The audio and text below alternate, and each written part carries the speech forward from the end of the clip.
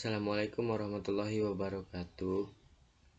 Eh, Nama saya Muhammad Aulia Rijaldi. Eh, Nomor absen 030. Di sini saya akan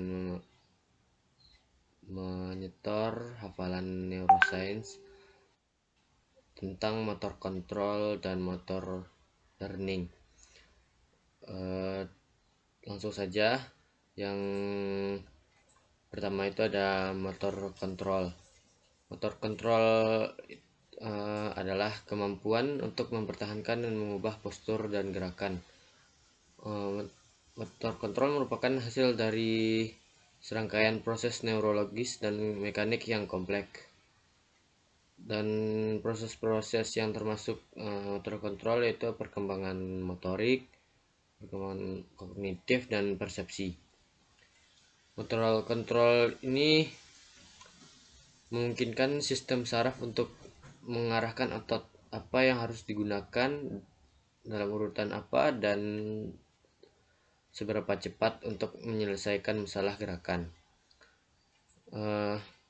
Dan tahapan-tahapan motor kontrol ini ada 4. Yang pertama itu ada tahap mobilitas. Maksud mobilitas ini yaitu ketika gerakan dimulai. Contohnya pada orang dewasa.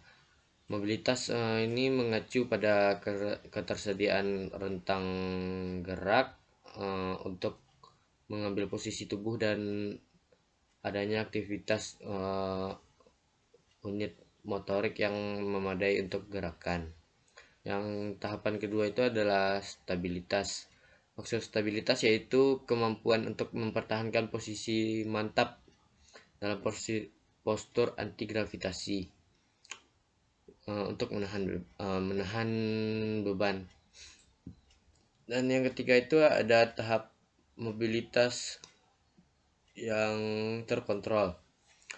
Maksudnya itu adalah mobilitas yang terkontrol ini mobilitas yang ditumpangkan pada stabilitas postural yang dikembangkan sebelumnya dengan mengalihkan berat badan dalam suatu postur.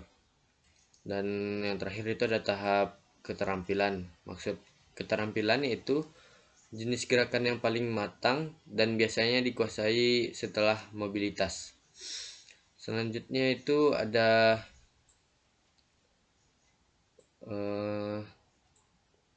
motor learning. Motor learning ini menurut Smith dan Lee didefinisikan sebagai proses yang membawa perubahan permanen dalam kinerja motor sebagai hasil dari praktik atau pengalaman. Dan di motor learning ini ada 3 fase menurut yang telah diidentifikasikan oleh Fitz dan Posner, yaitu ada fase kognitif, fase asosiatif, dan fase otonom. Langsung saja yang fase kognitif, yaitu fase pertama motor learning dapat dikaitkan dengan model closed loop control karena input sensorik digunakan oleh sistem saraf untuk belajar tentang gerak dan tentang gerakan yang diinginkan.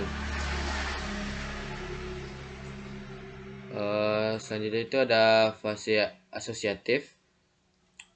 Fase asosiatif ini kognisinya masih penting, tetapi sekarang orang mengaitkan aspek kinerja motorik dari tugas dengan keberhasilan atau kegagalan.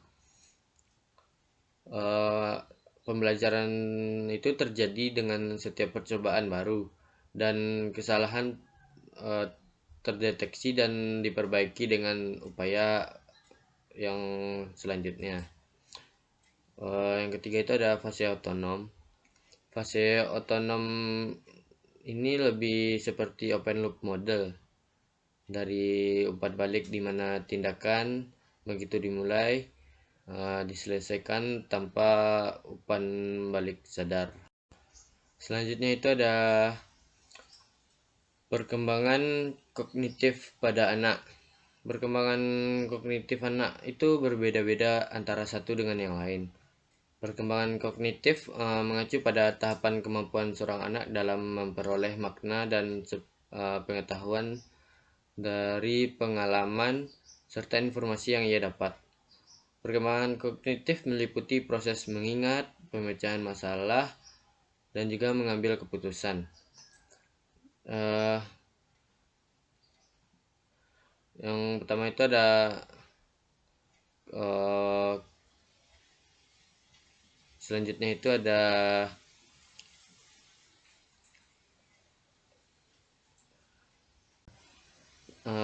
selanjutnya perilaku bayi pada usia 1 hingga 12 bulan. Bulan 1 sampai 2 bulan itu sosial dan emosionalnya mulai tersenyum pada orang, dapat menenangkan diri sebentar, atau dapat mengangkat tangan ke mulut dan menghisap tangan, dan mencoba melihat orang tua. Untuk bahasa dan komunikasinya berbisik dan memutar kepala ke arah suara. Untuk kognitifnya itu belajar berpikir dan pemecahan masalah. Pada usia 3 hingga 4 bulan, untuk sosial dan emosionalnya itu tersenyum secara spontan, terutama pada orang, dan suka bermain dengan orang lain dan mungkin menangis saat permainannya berhenti. Dan untuk bahasanya mulai mengoceh dan ekspresi meniru suara yang ia dengar. Untuk kognitifnya itu memberitahu orang tua apakah dia senang atau sedih dan menanggapi kasih sayang.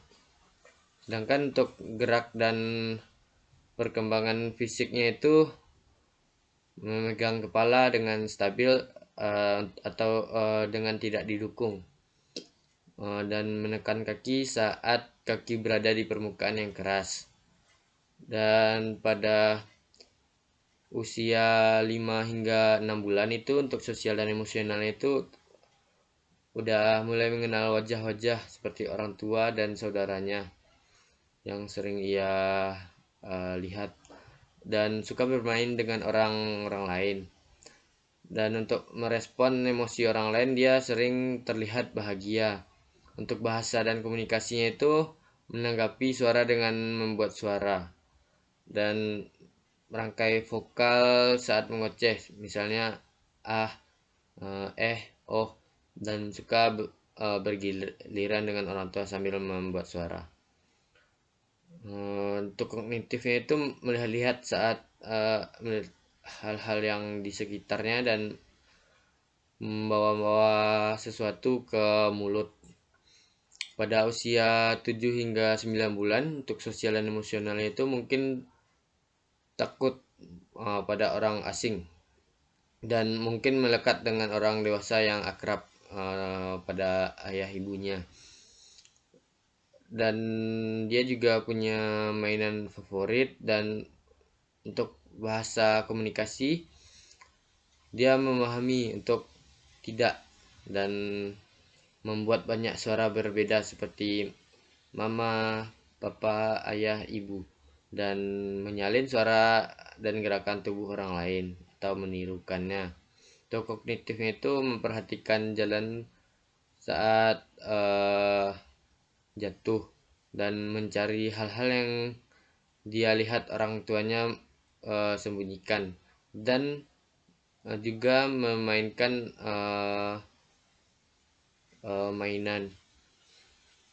Untuk usia 10 hingga 12 bulan untuk sosial dan emosionalnya itu malu atau gugup dengan orang asing dan menangis saat ibu atau ayahnya pergi, dan memiliki benda dan orang-orang favoritnya. Untuk bahasa dan komunikasi itu menanggapi permintaan lisannya sederhana, menggunakan gerakan sederhana seperti menggeleng kepala untuk tidak atau melambai bye-bye gitu. dan berbunyi dengan perubahan nada, terdengar lebih seperti ucapannya. Untuk kognitifnya itu menemukan hal-hal tersembunyi dengan mudah dan melihat gambar atau benda yang tepat saat dinamai dan menjalin gerakan.